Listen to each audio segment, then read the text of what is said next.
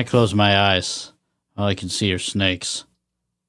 Hey, everybody. Welcome to another episode of Jukebox Zeroes. I'm Lee. I'm Patrick. And we got a dilly of an episode today, Patrick. Would you agree?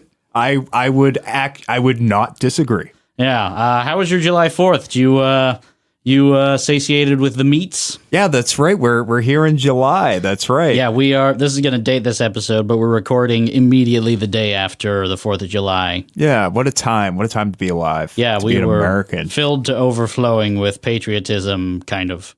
I ate a lot of meat and a little bit of cheese and had some beer. I had some Leinenkugel Sunset Wheat. That's an old jam of mine from back when I was a young drinker.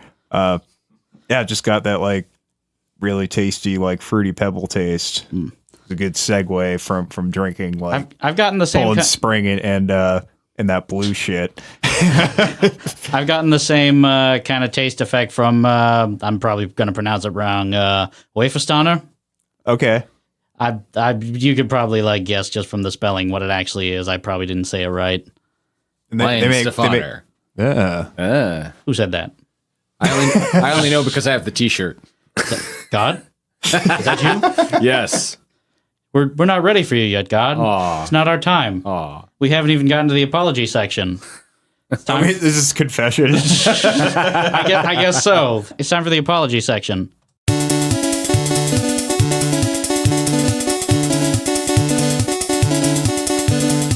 Oh, sorry. I did so many bad things. Anyway. All right. So, you got anything to apologize for this week, Patrick? I do kind of want to apologize real quick for not explaining the format at all to John about that we introduce our guests after spoilers. Our apologies. Yeah, sorry. I mean, I'm going to take that part out. That could be anyone named John. Yeah, just edit it in like last week. How I can't seem to remember Abe's name. Oh yeah, that happened too. That was fun. He's not Abram Brown. He's Abram Tabor. Tabor.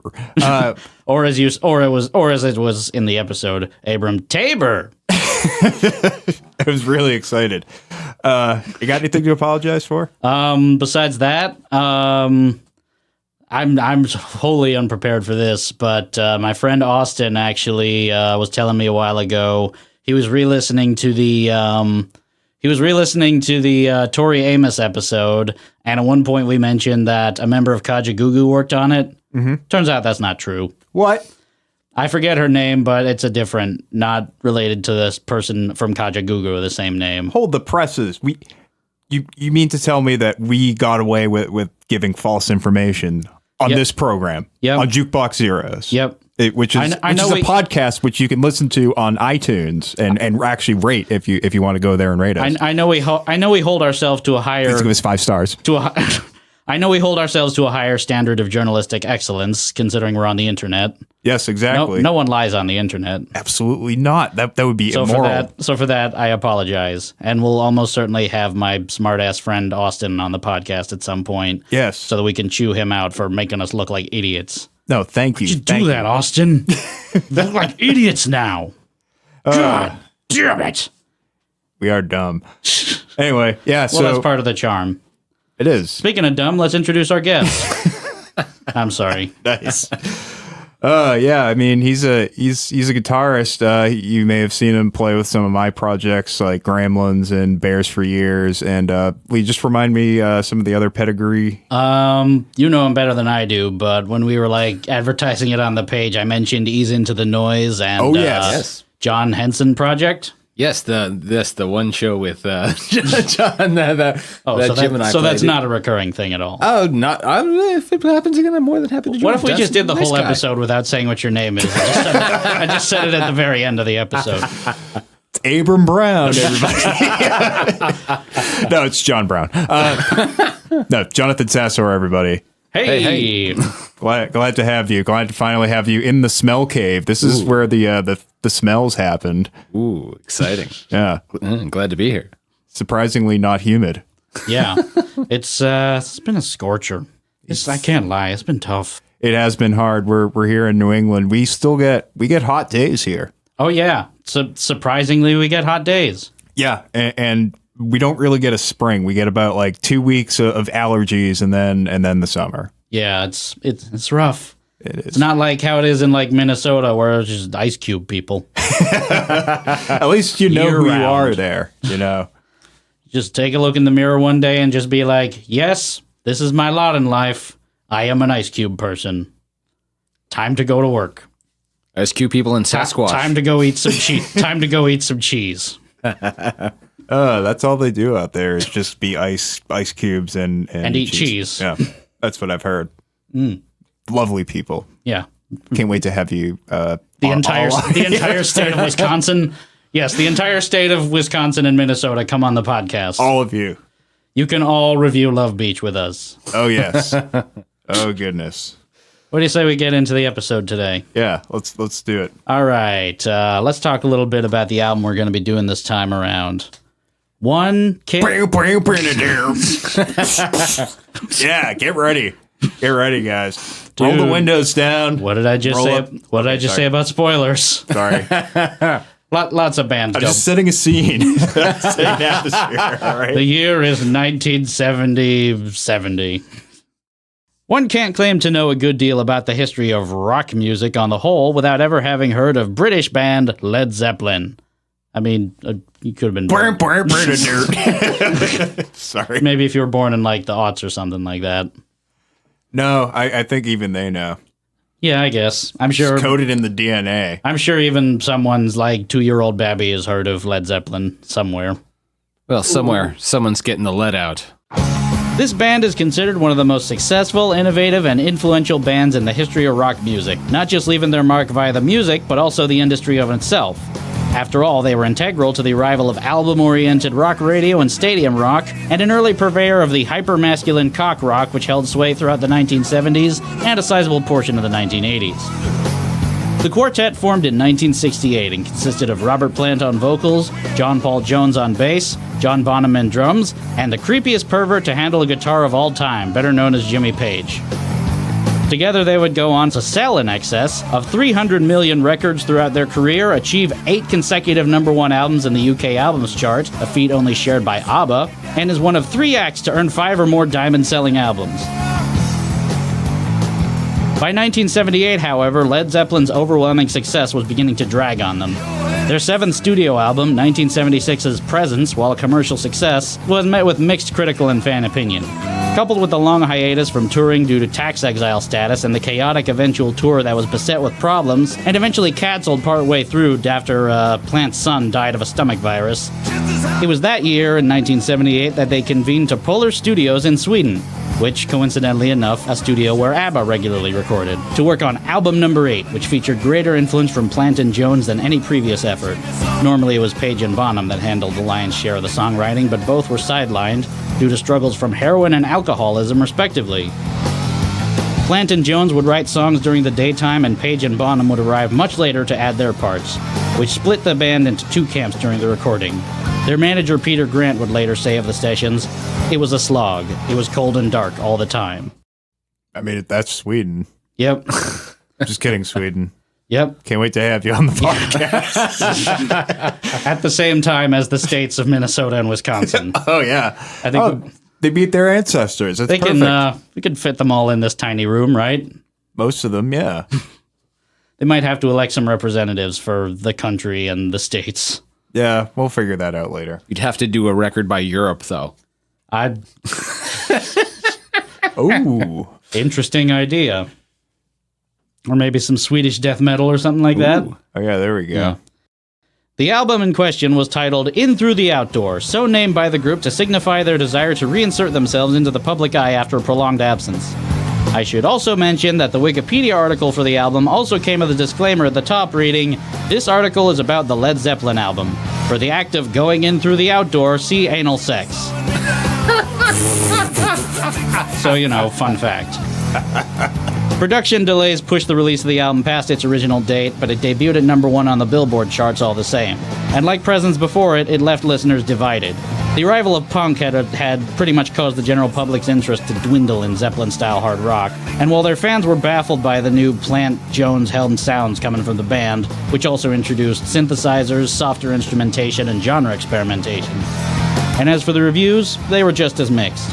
Charles M. Young of Rolling Stone heavily criticized what he perceived was the album's weak lyric writing from Plant and withering creative output from Page, while the Daily Telegraph has referred to the album as the worst in their catalog, stating, "Muddy production, perky synths, jaunty pop rhythms, and an orchestral ballad make these songs barely recognizable as the heaviest band in history."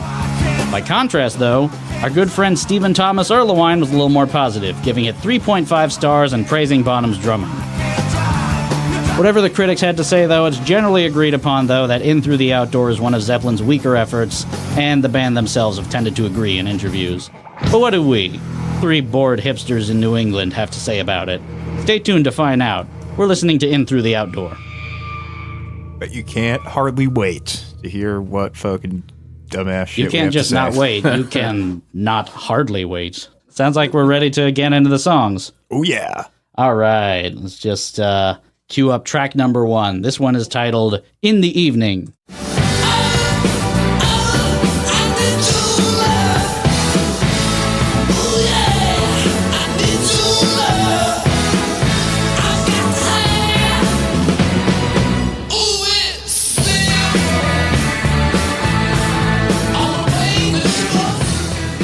So right off the bat, the production is different.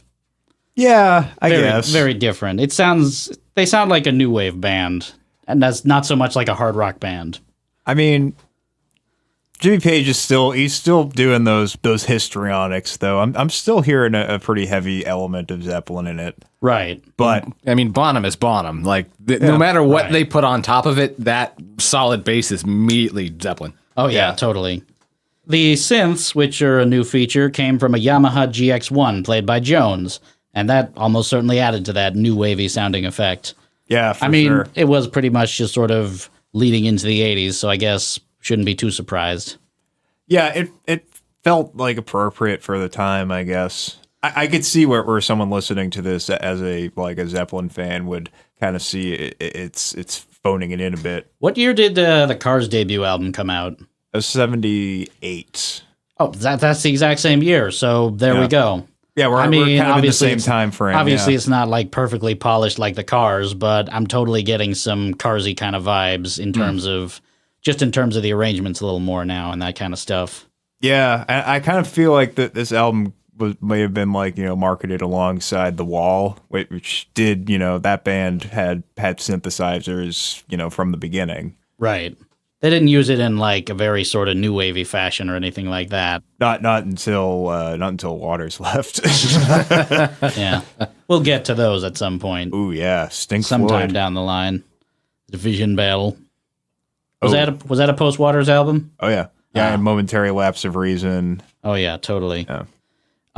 So among critics, this one was either a favorite or a least favorite track with not too much in between. Charles Young from the same panning Rolling Stone review called In the Evening the best track on the album, calling it classic Zeppelin orchestral guitar rumble halfway between When the Levee Breaks. Meanwhile, Andrew Daskus of Pop Matters referred to it as Led Zeppelin phoning in a phoned-in attempt at a pop song, which seems maybe a little bit harsh, but Yeah, because if it's truly phoning it in, what is it trying to emulate? It still sounds like a Led Zeppelin song. That riff is Jimmy Page, playing the same riff, 90,000 times. That's a fucking Led Zeppelin song. yeah, you get what you pay for pretty much. Yeah. And yeah, this probably is this is going to be a spoiler, but this probably is one of the more Zeppelin-y sounding songs on this album. Yeah, like it doesn't sound like Devo or something, or I guess, Human League. My point is sometime down the line, it takes a bit of a left field turn. I mean, so I personally don't think the song is all that bad necessarily, but there was something that really, really annoyed me about it, and that's the production on the vocals. You can't make out a damn thing that Robert Plant is saying. He's so, drenched in double tracking. I mean, not that you really need to pay too much attention, because 90% of Robert Plant's lyrics are about how, he has a woman. Oh, yeah, that's very Or squeezing true. his lemon. Or squeeze me some or hot dogs, which, spoiler alert, we'll find out about them hot dogs. You suggesting Robert Plant likes himself some hot dogs? Who doesn't like a hot dog? Yeah, that's true. Hot dogs are great. Excuse me. Getting back to the production on the vocals, yeah, there's definitely quite a bit of that happening all over this album where we're kind of like drowning out his vocals. I don't know. Did you guys kind of get that feeling? Oh, yeah, totally. It's like they discovered vocal effects for the first time.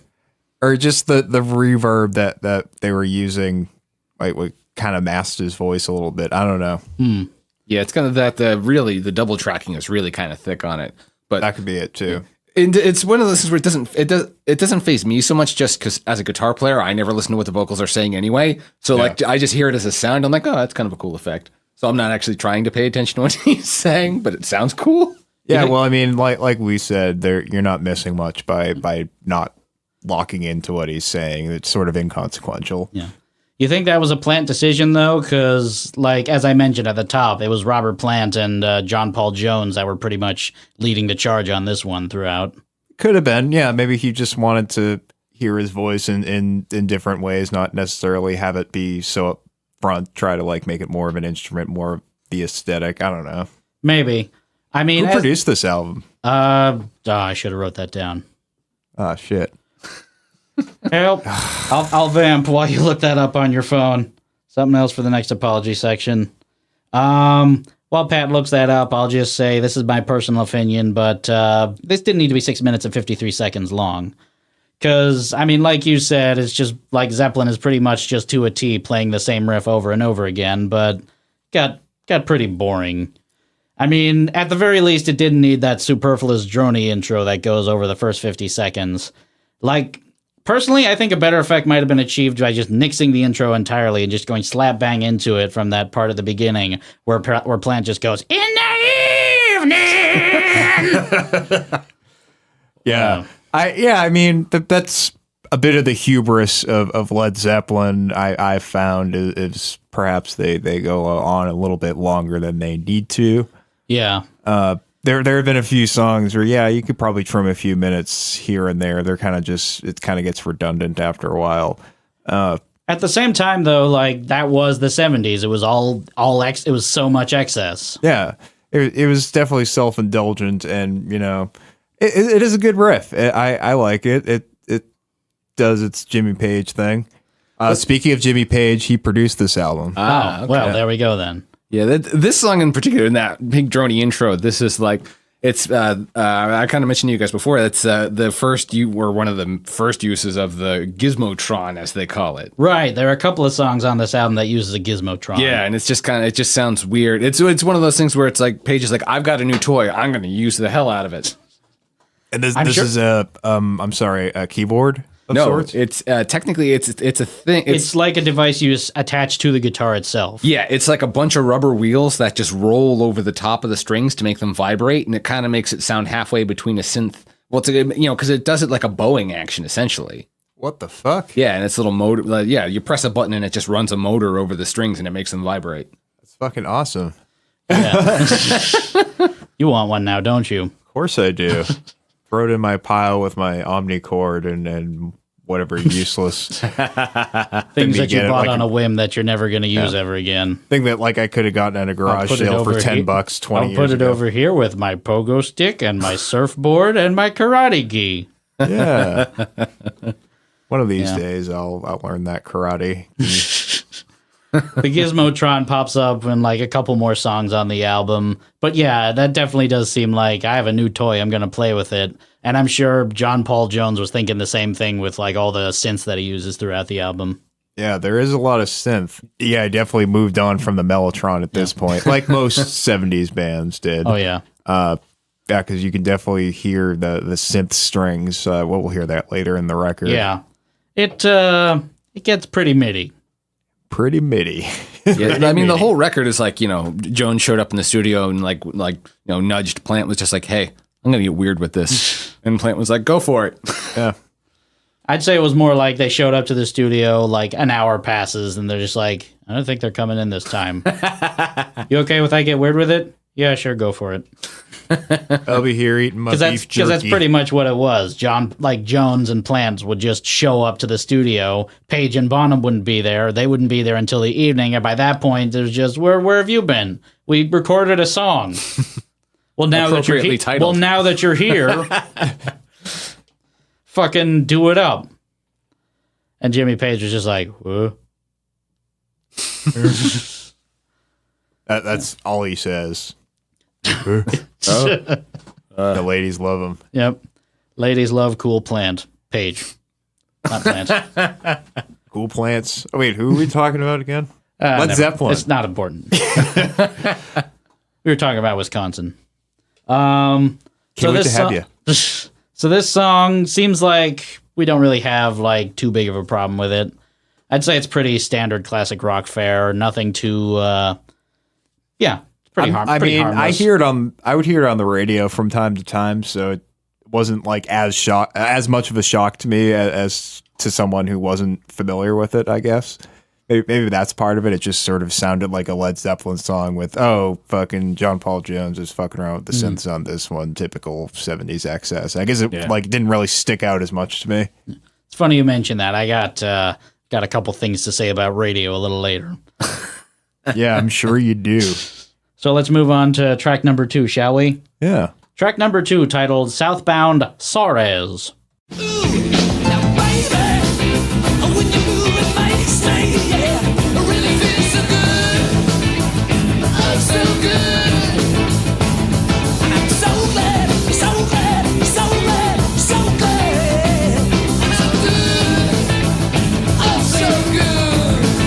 Track number 2, one of 2 tracks that Jimmy Page had no hand in writing whatsoever. The other one will come a little later in the album. And before we move on, that's not a typo.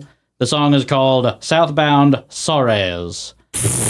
Not Suarez, Zeroes. The song may make mention of a Suarez later, but the title is Zeroes. For a brief period of time on the Led Zeppelin website, it was listed as Southbound Suarez. And then in 2015, the album was remastered, and the spelling still said Southbound Zeroes. Now you know the history of that. I'm so glad. Who fucked that up? No idea. Probably some intern working at Arista or whichever label it was at the time. Someone that Jimmy Page had trapped in his basement. Oh, God. Taking a break between rubbing fish all over him. He's just always rubbing flounders on himself. Huh? He's a creep. Yeah, I bet he drinks milk. Drinks milk, but still has to go into rehab for heroin. Oh yeah, he drinks room temperature special milk. Special milk. It's just horse. Oh boy. Actually, this is a real quick sidebar, but I must implore you guys to go listen to the latest episode of Old Men Yell at Cloud, if only for the amazing story that Chris has about Billy Corgan. Oh yeah, that's right. Jesus Christ. And also see our last episode about Swan for some more for brilliant candor from our old pal William Patrick Corgan. Yeah, listen to the Swan episode first, and then go listen to the Old Men Yell at Cloud episode, and back to back, it will be so much better. And then come and listen to this one. Right.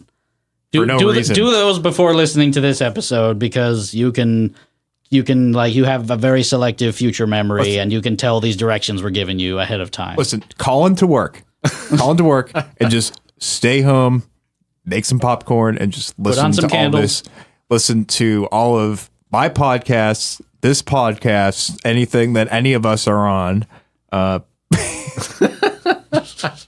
you have nothing else better to do than to check out the work of us. Yeah, we think that this is an incredibly valuable use of your vacation time. Exactly. This is a reason to get fired, actually, to just devote your life to our graven image. Hey, you know what? Save some time. Don't look for a job in the first place. Ooh. Just sit around and collect dust.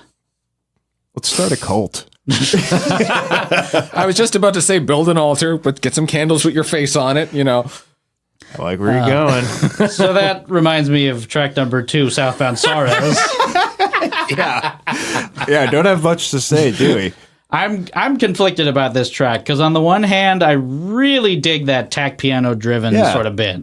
It makes it sound super high energy without even need to put that much emphasis on the guitars.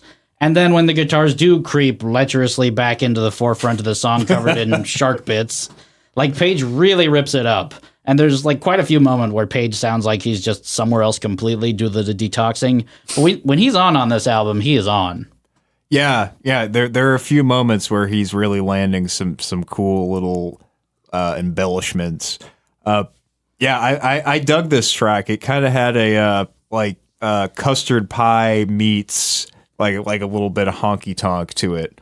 It reminded me of the Allman Brothers a little bit too. Yeah. Or maybe Fish if they could fucking sit still for a while. Yeah, it wasn't like, it was kind of had that country American rock vibe to it. Oh yeah, totally. But it wasn't really in your face. It felt natural. Yeah, it wasn't over the top. It wasn't like they were really leaning into it. It just felt like a natural fit. Like I really dug that aspect of it. Yeah, I think this is one of the stronger tracks on the album. And then there's the lyrics. Oh, okay. Has it really taken me this long to notice that Zeppelin era Robert Plant is not just not a great lyricist, not just sometimes a bad lyricist, but very frequently an absolutely shitty lyricist? Oh my God. It's as though he has three settings: pretty good, pretentious, and what? Yeah, listen to some of the lyrics on like some of the first few albums where he's just saying like, "Let me walk with you all night and in the park, you lady no." But he does it better. You just have to add the orgasms just there.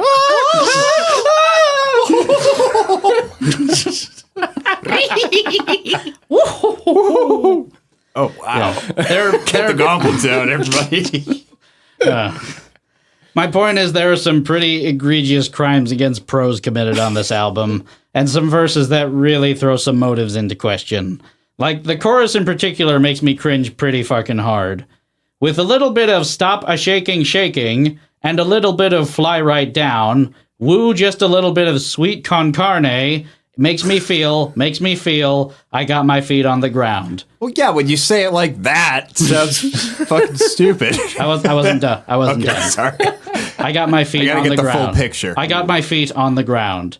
And a little bit of Monica in my life, a little bit of Erica by my side, a little bit of Rita is all I need. Those are the words. Look them up.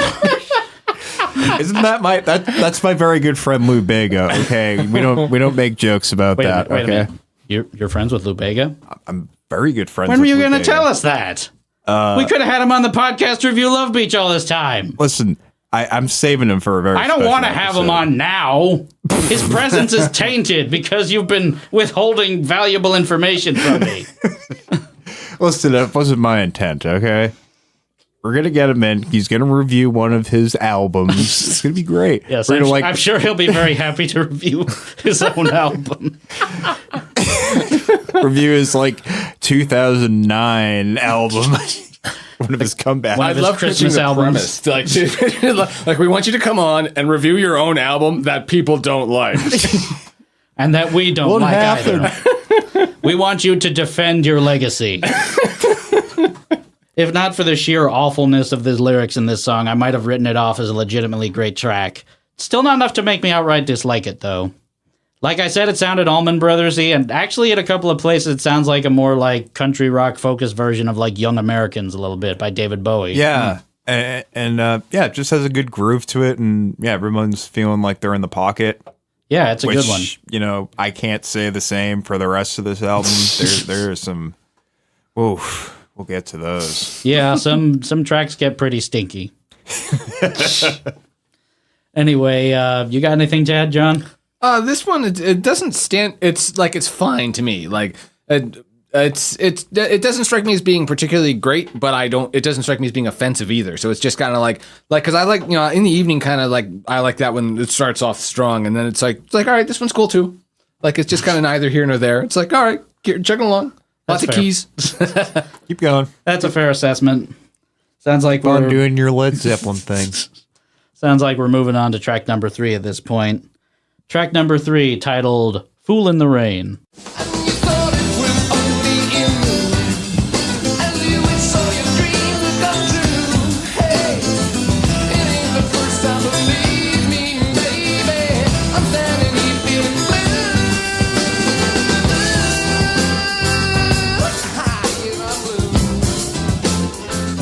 This was the band's final U.S. single before they formally disbanded in 1980.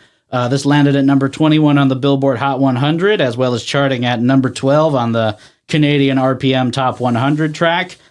And I fucking hate this song so much. I like this song. Come on. As a drummer, that's a sick beat. That's a sick little shuffle. It's not enough to save it for me. And I will freely admit that I am completely biased on this, because it was one of several songs I had to endure innumerable times, sometimes more than once per hour when I worked in classic rock radio. They do like to play this one a lot. Yeah. To give you an idea of how, bad it sometimes got at this station, it was the kind of station that frequently played more REO Speedwagon than Jimi Hendrix.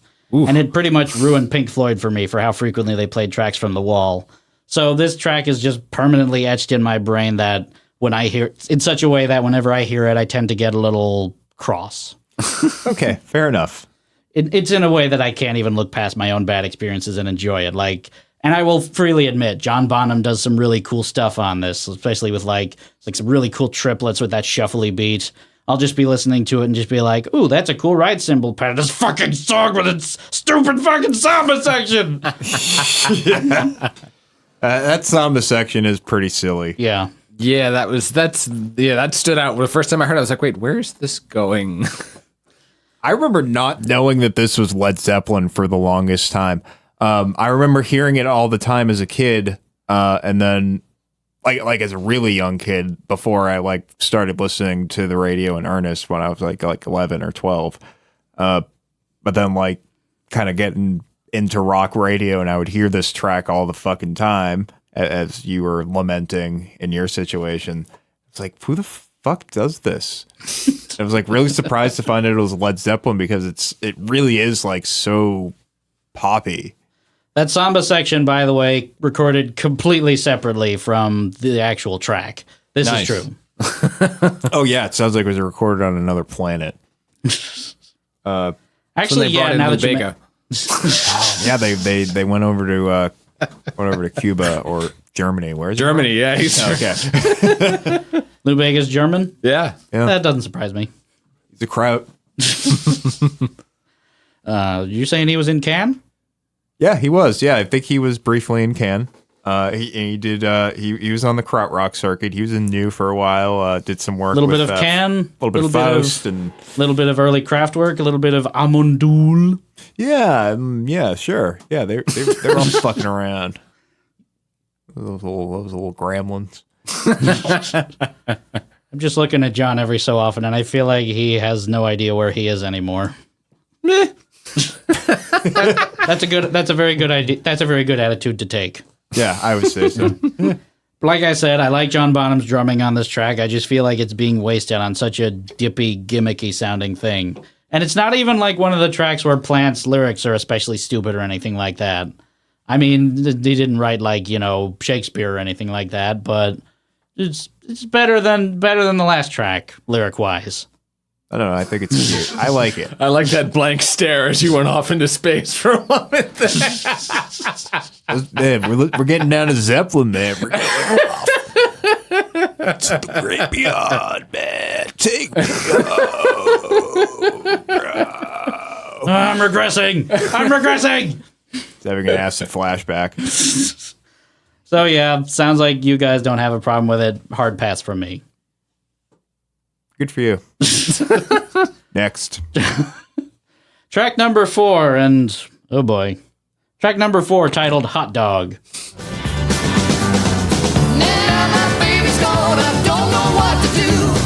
She took my love right out the door.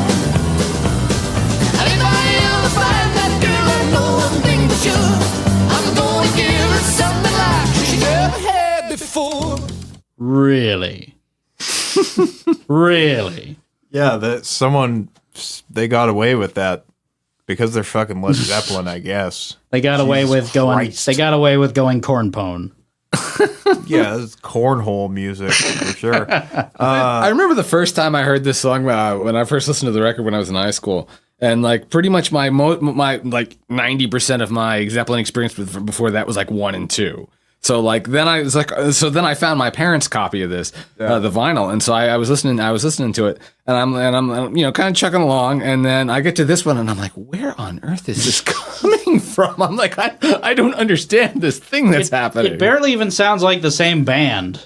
Right, like it's kind of like listening to it now. It's like, oh, they're just screwing around. This is just like whatever. Throw this in the trash bin. It's fine. Let's make some money. Yeah, this is where you really start to hear Jimmy Page's. He's really grasping at straws. He's fucking up all over. He's poo hands McGee over there. Like you couldn't get another take. Like there was one part at the end where he was just like.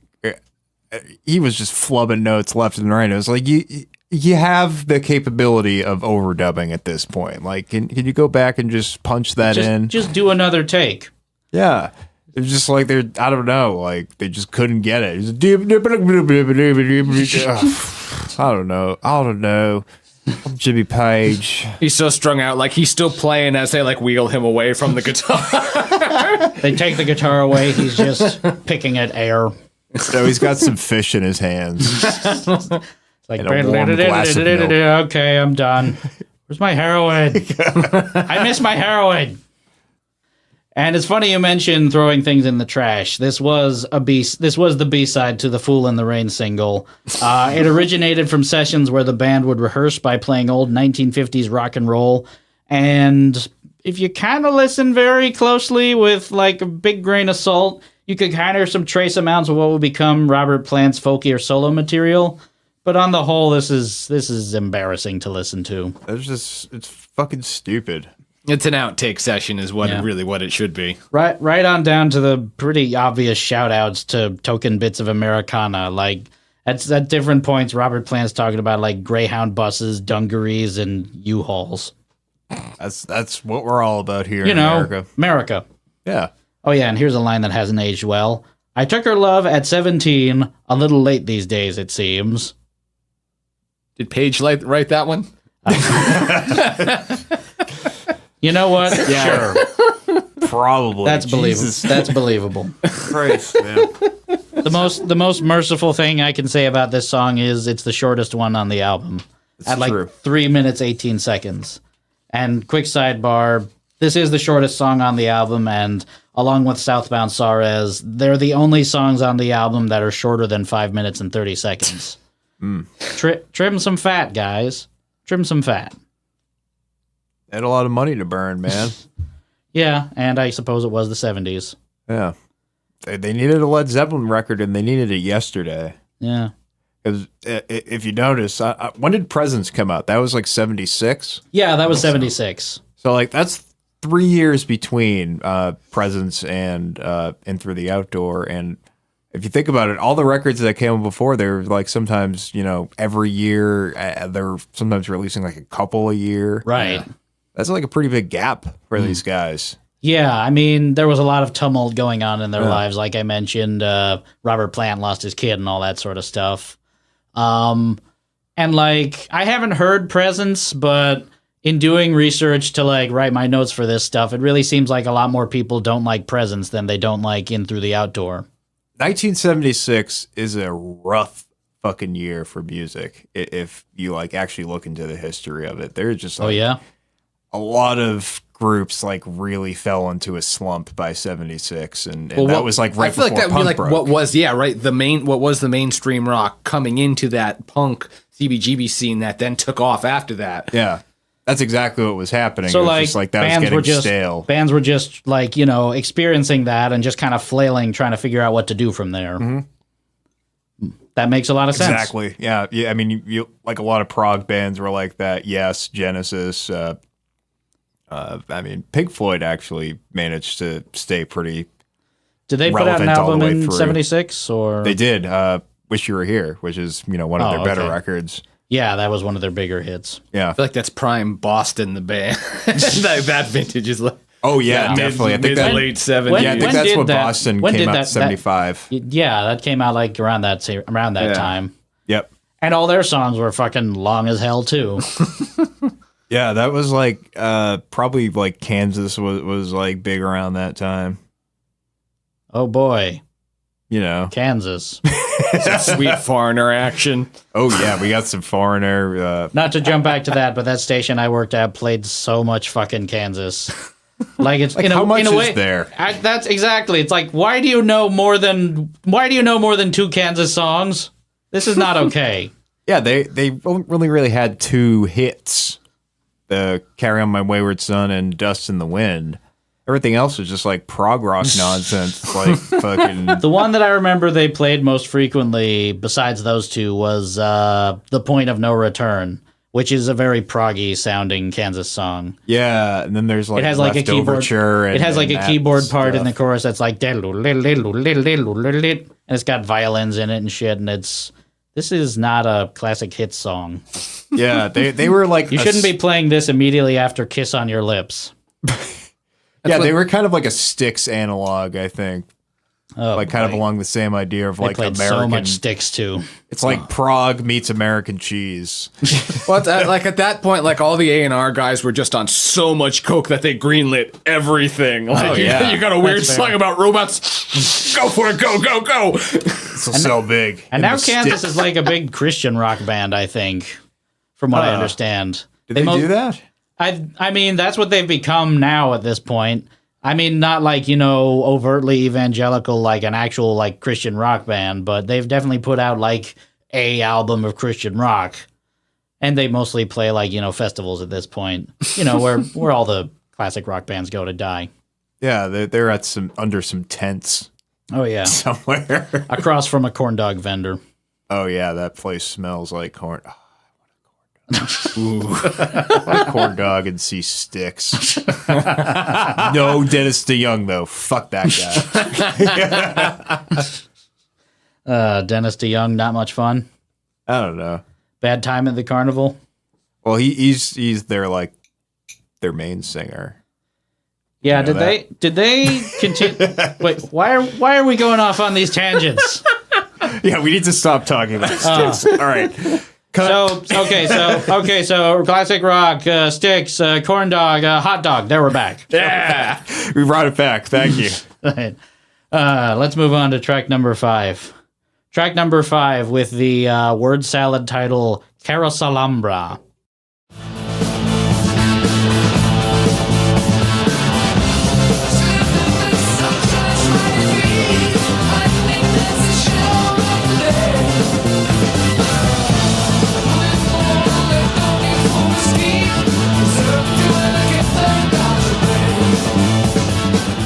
This whole time I was playing the clip, I was just looking at Pat, and he had his head in his hand, like this is my life now.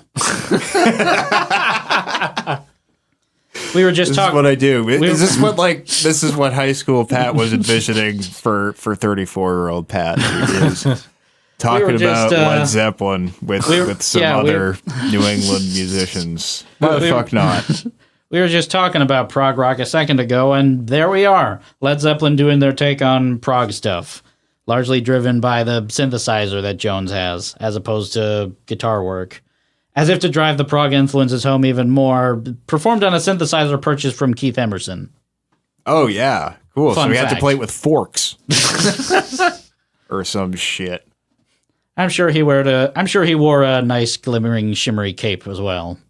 I like this. Or am I thinking of Rick Wakeman? Yes, you're thinking of Rick Wakeman. Right. He had the capes. I liked this track. Oh yeah? Yeah, I don't know. It's stupid, but like the beat's good, and yeah, I actually I remember looking at the track listing on Wikipedia and remembering the track was like I haven't listened to this album in like so long. Looking at the length of this track and forgetting that there was more to it than I remember it having for a typical 10-minute Zeppelin song. It's a long boy. 10 minutes, 34 seconds. Yeah, I could have dealt with a couple of minutes less of that same exact keyboard rhythm and just different chords. Like, there's a point of like, okay, that's a cool part, and then there's just beating you over the face with it, like until you're like, okay, I get it. I definitely feel like it's kind of a front-loaded song. Like, that first part of the beginning where it's, like, fast tempo, very kind of like, you know, a little bit immigrant song-y sort of thing. Yeah. And then it kind of loses steam by the second half. It just sort of slows down a bit, a lot like that fucking Zwan track from the last episode. Oh, the Jesus, I, and Mary Star of the Sea. Oh yeah, I've Two already songs that are forgotten about just that strung song. together, just out of whole cloth. I liked the immigrant song-esque beat to it. It kind of, I definitely heard prog, but I also felt a little bit of that late 70s disco beat that was, you know, Oh, boy. very prevalent at the time happening. Well, I feel like disco was kind of heading out the door by, like, I mean, it stuck around for a bit, but by 1978, I feel like it was starting to lose steam by that point. It was, but there were still, like, people were still fucking around with it, like, in rock circles. Like, I think Blondie's Heart of Glass came out around 78, 79, or Maybe. And I mean, I wouldn't have been surprised if it was an instance of, like, we took this long to try to adjust to modern trends kind of thing like that, too. that could have been too. And what was it? Fucking Pink Floyd, Run Like Hell was like kind of a disco that was inflected disco-y. track, definitely. Yeah, and like that was, you know, all Bob Ezrin's idea was to try to inflect some disco on the band. I mean, so was another brick in the wall a little bit, too. Getting back to Carousel Alhambra, there were some. I would say there's some pretty inventive and adventurous sounds being generated on the song. Like, once again, Page whipping out the Gizmotron, making his guitar sound like a droning string section, and the synth lines were pretty cool. Like, there were even like some little Celtic flourishes in the synths, except a couple of times. But like I said, the song got a little boring and tedious for me after a while. Like a little around a little past the 4-minute mark. Like around that time. I do, about yeah. right. It does take up most of side B there, yeah, with not a heck of a lot to it. Yeah. And Robert Plant, not too bad with the lyrics this time. He would actually reflect upon the lyrical content of Carousel Alhambra in a 2003 interview with Mojo. The way he put it, I rue it so much now because the lyrics on Carousel Alhambra were actually about that environment and that situation with the band. The whole story of Led Zeppelin in its latter years is in that song, and I can't hear the words. I mean, I don't know if that means like he can't listen to the song anymore or if he can't make out the words that he's saying. Oh, because of all the reverb that he put on it and the double reverb tracking. and double tracking, yeah. Because that's certainly happening.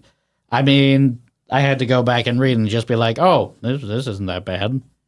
Although, I mean, we found out that it was actually Jimmy Page who produced it, so was that like... Like he was trying to hide the evidence? Yeah. Trying to bury Can't the have lead. Can't have him bad-mouthing me on the album.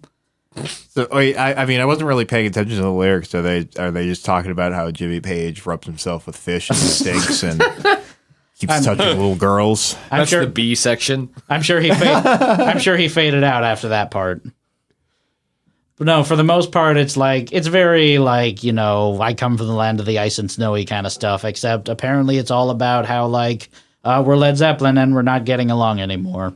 And I come from the land of we're Led Zeppelin. We don't get along anymore. I come from the land of the ice and intense ennui because I'm not having fun anymore. Yes, the crushing existential dread of like just realizing that none of this actually means anything. Dripping Nobody with, loves you. Just dripping when you're with Led Zeppelin. Just dripping with fatigue and defeat. Yeah, Fish. And fish. and of fish. I just love the idea of Jimmy Page rubbing himself with like a couple of like big ass like salmon, getting all that. You think that's what he does first thing in the morning? Oh, just yeah. gets up just while he's shaving, just like little behind the ears. Yeah. Or he just like throws a bunch on his kitchen floor and rolls around in it like a dog. Jimmy got I only take fish. It's no good. I threw it. Jimmy got into the trash again and he's rolling around in a sticky fish and throw out. Dad got on the fish again. With the dog's name is Dad. Or did I Dad thought get we were in talking. trash? I thought we were talking about Jimmy Page. Just poke him with a broom, honey. It'll be fine. Bob, why are we American and Dad's British? You just poke him alive and he just starts playing the solo from Stairway. That's actually how they captured the hot dog session. That's how they captured like all of his parts. It was him just rolling around in fish. Like how they got Mr. Ed to talk with peanut butter. To entice him with some like rotten fish he can use to like get the essential oils that he needs. This is one of the most beloved classic rock groups of all time. I feel like that was Preserve probably my paltry skin. that was the other B-side that actually didn't make the record. Is just like 10 minutes of slapping fish. Fish slap. Oh boy. That was on Coda, I think. You're probably not wrong. Let's move on to track number 6, shall we? Yeah. Track number 6. This one, also a big classic rock radio song, All of My Love. All of My Love. All of it? At last the arm is straight, the hand to the loom. Is this the end or just begin? All of my love, all of my love, oh, all of my love to you.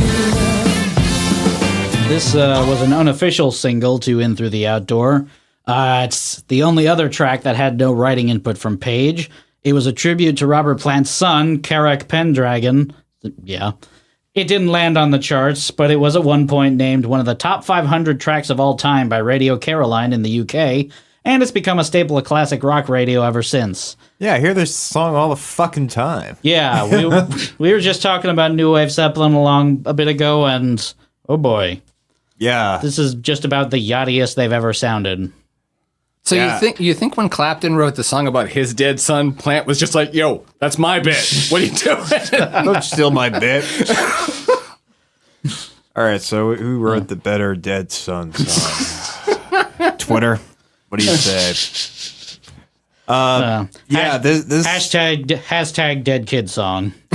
yeah, this was another track that I didn't know was Led Zeppelin for a long time either. It just does not sound like them really at all. Even with Jimmy Page's like B-bender stuff that he's doing, it's still Right. it's something. And this is probably going to sound a bit weird considering how much hatred I have for Fool in the Rain, but I actually really like this song. I think it's pretty good. I mean, it doesn't sound much like the typical Zeppelin tune, but I think it's a good one. And I definitely think it could use some fat trimming, again, like so many of the other tracks. It didn't need to be nearly 6 minutes long. No. But I like it. I dig it. Yeah. Cool. Yeah. No, you know what? It's not a bad song. I'm sorry. I do. It has its merits. I think if you were to like take the instrumentation, take the chords, and just sort of change up the instrumentation, I feel like you'd have a good song no matter what. Like the chords are there. The lyrics are fine. Yeah. And Jimmy Page's stuff is serviceable. I don't know. He's got those tasty country licks throughout this one. That's true. The B-bender shit is cool. I do like that. Yeah, that's pretty awesome. One thing I will say though, and this probably sounded amazing at the time, but that little keyboard solo in the middle sounded pretty silly. Oh yeah, that's a. I mean, the solo itself sounded great, but the synth they chose to go with, like it's MIDI. It's MIDI as hell. It reminded me of.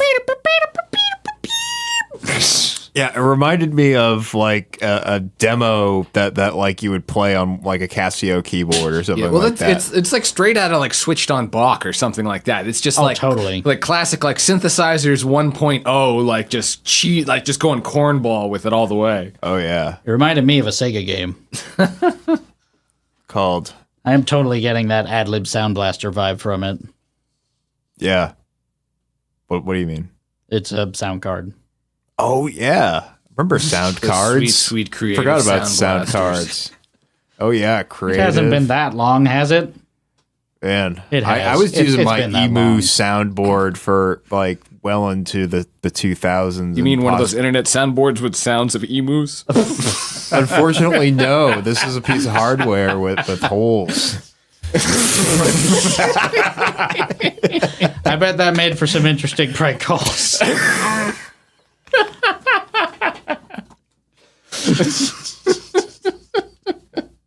Oh, soundboard jokes. All of my love.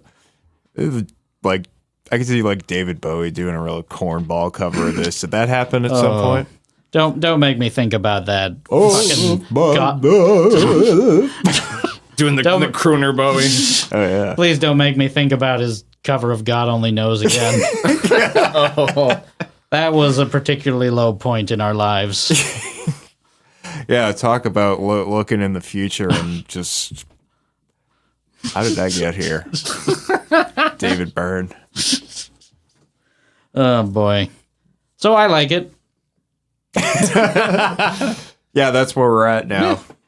Lee Martin likes this song. Yep. It's a seal of approval. Ding. Ka-chunk, that's the stamp.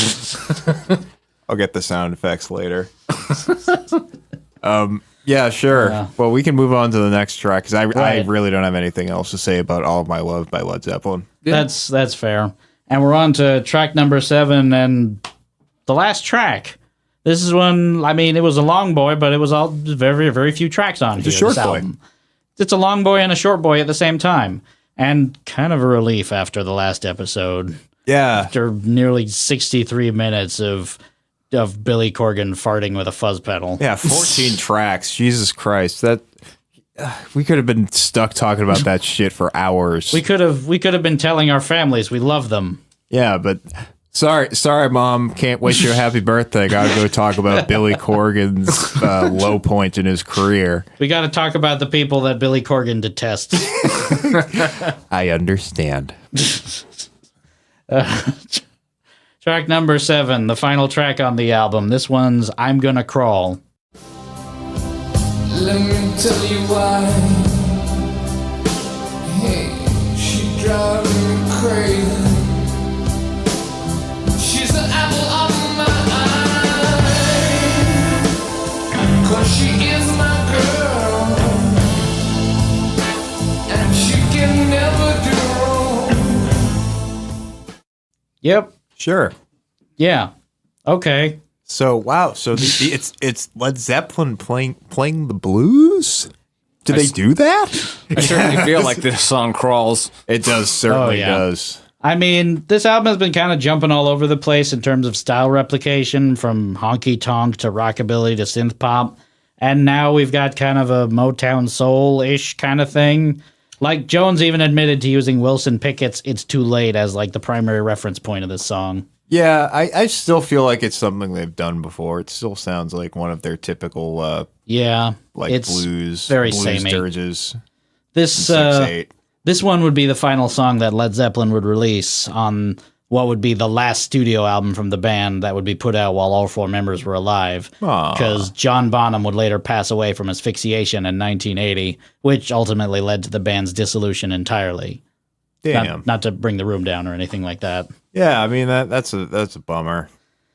That they couldn't just like get another drummer because Yeah, how come what's his face from Def Leppard gets to live but Bottom? Jesus, yeah, that got fucking lunch meat over there and Def Leppard, yeah, he's a piece of shit. Is he?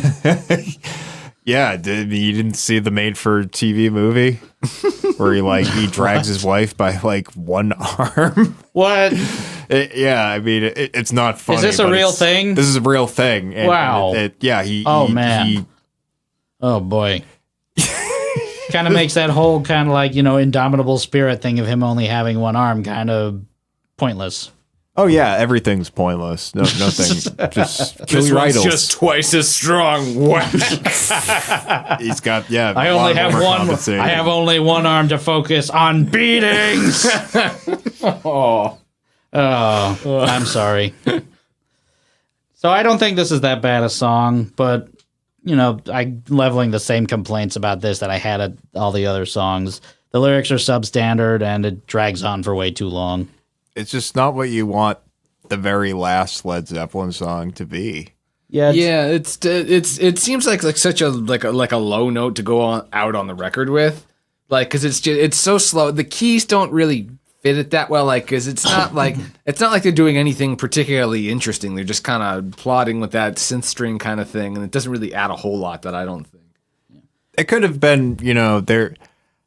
This is kind of like wrapping up the album, how I feel about the album as a whole in general, that they were, with 7 songs and everything kind of being sort of loose the way it was. I almost wonder if they kind of intended to, all right, we're going to put out some material now, but like, let's get together and like, let's regroup and put out more like serious material in a couple years. Like once we've sort of road tested this and see if we could actually make this band thing happen. And of course it didn't happen. Yeah. Or maybe they were, or maybe like the opposite, like after this, like after, they were all finished and like recording this thing, maybe they were just kind of the mindset, like, this was a very tough session to go through, so this could very well be the last thing that we put out. So maybe don't, like, throw another banger on there or something like that. Yeah, that's true, too. And it's weird, like, comparing this album to, like, some of the other albums, because so many other Led Zeppelin albums end with just huge, like, slap-bang kind of tracks. Like, on 4, it was When the Levee Breaks. On Houses of the Holy, it was The Ocean. On the debut, it was How Many More Times. And then you got this one, which is like, yeah, it's like you said, it's crawling. It's just crawling along and just kind of resonating. Yeah, it kind of just had that feeling of like, we're just gonna put a pin in this for right now, but just you wait, the good Led Zeppelin album's coming. It's coming. And then we got Coda. And then we got, then we got Coda, and, that album has songs on it, certainly. Yep. It has Prophets. It does. I'm sure it did. Wearing and Tearing isn't a bad track. I like that song. I haven't heard Coda. I haven't heard Coda yet, so I can't really make a, like, discernible opinion on it. It's worth at least one listen. Oh, yeah? One. Fair enough. It can probably be said about a lot of the albums we've done over the years. That's very true. Over the year. Over the year. That's right. That's right. We're wrapping up a first season. Well, we'll get into that. Whoa, hot announcement. I was grasping for a word there for a second. Hot announcement. We got hot announcements here with Lee Martin and Patrick S. Barry. We're so hot. You gotta stick with the freezer for a little bit. Tongs. You gotta serve them with tongs. Yeah, they're so hot. You gotta drink a big old glass of milk like Billy Corgan afterwards. Like Jimmy Page. Like Jimmy Page. Rub yourself with fish. How much have we had to drink? I mean, 2. We're dorks. And that about does it for the album. So let's get to our final thoughts. Patrick, would you say this is a worst of all time album? Absolutely not. I don't even think it's the worst Led Zeppelin album of all time. Like I've kind of hinted at earlier, I think Presence is probably their weakest of their alive period, and obviously Coda is what it is, whatever. The undead period. The undead period, yes.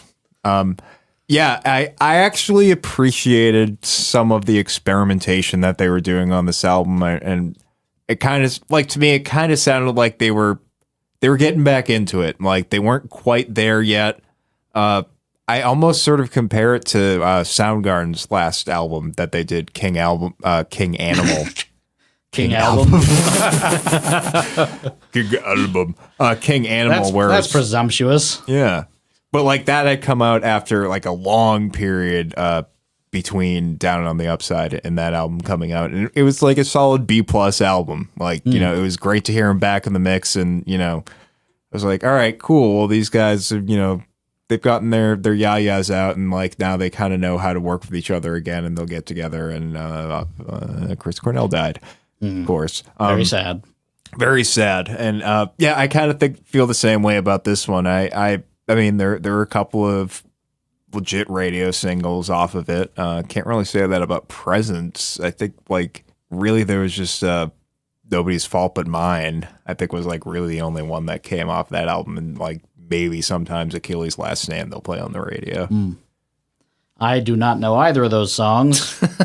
Oh, Achilles' Last Stand is like ironically, Achilles' Last Stand is the first track on Presence, and it's my favorite fucking Zeppelin song. Oh yeah, yeah. It's like it's the only reason to pop on that album for me. It is that song, and it's still like 10 minutes long. I think you could have trimmed it down like 3 minutes. oh boy. Even so, that one holds up for a 10-minute Zeppelin song. I mean, for like Zeppelin prog, that one to me is one of the better ones of that genre. Well, it's such an exciting song that it's sort of just like it drums you up into it. You're over. It gets away with it, I think. So it doesn't like linger for too long or anything like that. Like it just keeps the energy up the whole way through. Yeah, it pretty much stays the same tempo throughout, and they definitely repeat a lot of the same riffs, but they're also like there's like a lot of sections where Jimmy Page just like comes and solos over it. So there's like different shit happening, I guess. I don't know.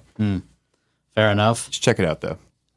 Jonathan, do you consider this a worst album of all time? No, it's pretty much the same feel as Patrick. It's a solid B plus. It's not like it's one of those things where it's Zeppelin, so like the super highs are super high. Yeah, and then Coda, the lows are kind of low, but it's certainly it's worth listening to. It gets the rotation every once in a while. Throw it in there to change it up, but it has its ups and downs. What's your favorite Zeppelin album? Let's put you on the spot. For me, probably one. It's just wow. There's so much good stuff on that one. Yeah, I'm a mid era Zeppelin guy. I really like Houses of the Holy and Physical Graffiti. Like that's sort of my zone. I like Also 3. Yeah. I like 3 and I like 4. Yeah, 4 is I mean 4 is kind of the obvious answer, Yeah. but yeah, I think 4 is kind of where I sign on, and 4 through House of the Holy. I mean, I guess 4 through Achilles' Last Stand. That's technically. right. As for me, do I think it's a worst of all time album? Half yes, half no.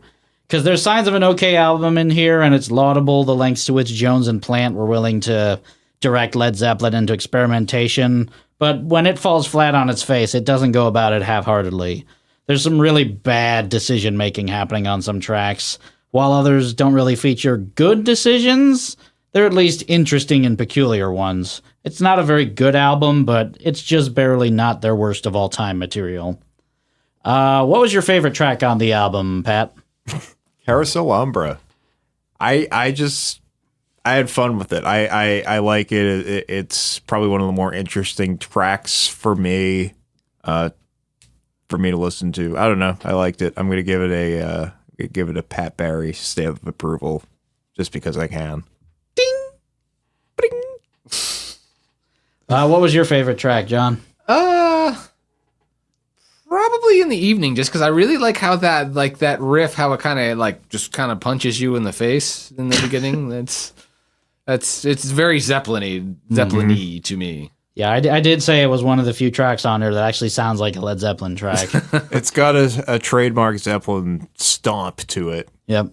My favorite was Southbound Zeroes. Yes, even in spite of the stupid lyrics. And possible spelling error. Right. I don't even know. That might not have even been their fault, as we mentioned. Just that. But I'm willing to blame Jimmy Page anyway, just because we've already been ripping on him this month, so why stop now? Yeah. I mean, what's he gonna do? Yeah. Come on the podcast and review Love Beach with us? I'd like to see him try. Yeah. Next scene. I think he fell for it. What was your least favorite track, Patrick? My least favorite track was fucking Hot Dog. Understandable.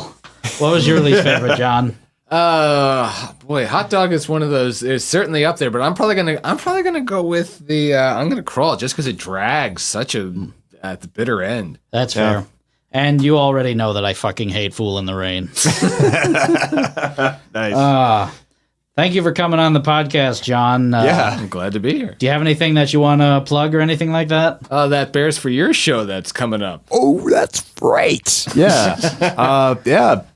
Where's that happening? McGann's, August 31st, Bears for Years. John Sasor will be joining me on stage playing guitar, along with Very Jim cool. Schultz, my good friend from Old Men Yell at Cloud. He's going to be playing drums. Very cool. Yeah. You got anything to plug besides that, Pat? We got the new We Are Not Trump, Volume 3. We we can kind of tag team. We're not big fans of... we're not big fans of people being separated from their families, you see. Yeah, not a big fan of that nonsense happening. Yeah. So we just got a whole bunch of bands together and we're raising money for races. That's right. Which is the name of a charity. We're Yes. not raising money so we can go on foot races. No, we're not for this particular organization. Yeah. So just look for that on Bandcamp.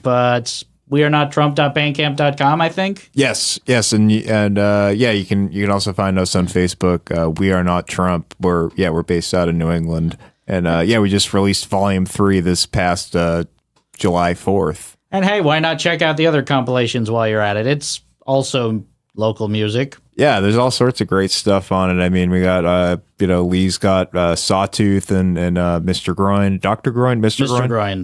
My noise project and my main band Surprise Party. Oh yes, Surprise Party's on there as well, and then my project Gramlins. Gina's got a track that I produced for Bears for Years that I did on another record, and then actually on this new one, there's a brand new Smell track that Gina guested on as well. She's playing some microtonal harp stuff, pretty cool. A lot of other great artists like Psychic Dog, Avox Blue, our good friends at Down City Armory and Very Lumar. Yep, Barry Lumar, and let's see, Melissa from Melee contributed to track as well. Really, really lovely little piano track. Just lots of good stuff. Yeah, check it out. Our boy Adam, his side project Reduct is also on there a couple times as well. Oh yeah, that's right. Yep. Adam from the Ministry episode. That's right. Yeah, if you want to go back and check out that episode. For my plug, I'm just gonna say keep a watch out for an upcoming episode of my friend Scott's podcast, Writer's Bagel Basket. I'm gonna be on there as a guest. They're doing summer flops all this summer. They're going to be floppy, making flippy floppy. Yes, they're making fish. They're making. Yes, they're spending the whole summer reviewing fish by rubbing it on each other. How does this one compare to this? Do you think Jimmy Page would like this? Absolutely, he'd be on there in a heartbeat. He doesn't like discriminate when it comes to fishies. No, he's gonna get rubbed down from fish wherever he can get it. He gets so much omega-3. He will even travel to America to humble little Boston, Mass. But no, what he's actually doing is he's reviewing summer movies that were meant to be blockbusters but flopped pretty terribly. I forget what movie he's having me on to do, but he's done like The Last Action Hero and Rock of Ages and. Wild West, maybe one of those. Ooh. Was that a flop? I thought that was a big hit. I thought maybe it flopped, or maybe it didn't like. It was not a good movie. It certainly was not a good movie, and like maybe it was like one of those deals where like it had a strong first weekend and then just like fell right off. Yeah. I don't know. I don't remember which movie, but I think it might be Buckaroo Banzai. I don't even know what the fuck that is. If you've taken a film class, then you're, probably just listening to your computer going like, wow! Yeah. Good. I guess I guess that about does it for Jukebox Zeroes. Oh, wait a second. There's news from the news desk here. We have a news desk? Yeah, it's right here. Yeah, so we're wrapping up season 1 here. Not this month, but next month will be our season finale to come out in late August. And just remind me again what we're doing then. No. Okay, fine. It's gonna be a surprise, like every other episode. Oh, okay, yeah, we don't do that. That's right. I like that. We announce it on the website. Very good. Yeah. Very good. Very good. Good marketing.